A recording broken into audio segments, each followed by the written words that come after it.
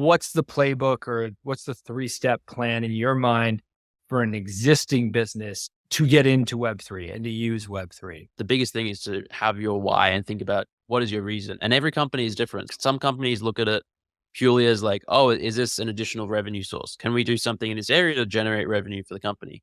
Other people see it as the writing is on the wall that this is the future, and they just want to dip their toes in and get some experience. Other people look at it as a way to really enhance their company and like, I guess, empower their existing community or find new community members and like Mhm. build like with the community, which is also a really cool way. Other people want to build out their IP and do that with, so there's so many different reasons. And a lot of the biggest failures I've seen is when, a company has mismatched or misaligned expectations or isn't clear on why they're doing what they're doing. Or especially this happens in like larger companies where there's like a hierarchical structure where the people at the top have a different idea than the people who are actually working on it. And it's Mhm. really a shame where the people at the top, they're looking at it as a revenue source and a revenue driver. And then the people at the bottom, they're like the actual Web3 DJs and enthusiasts. And they're putting together a project.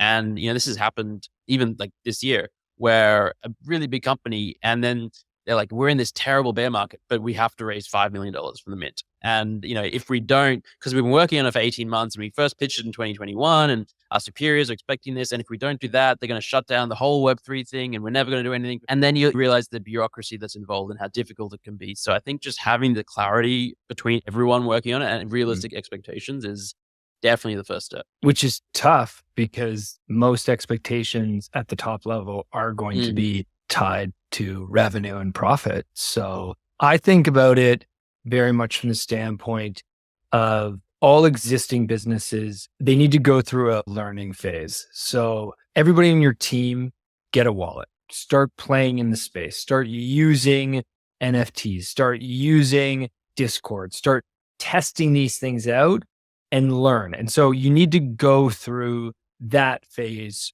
first. Then I think the second phase is you need to test things. I think a lot of the 10,000 collection was probably one of the worst things that happened. Nowhere did it say there had to be yeah. 10,000, but everyone started doing it. And you don't have to do 10,000. No.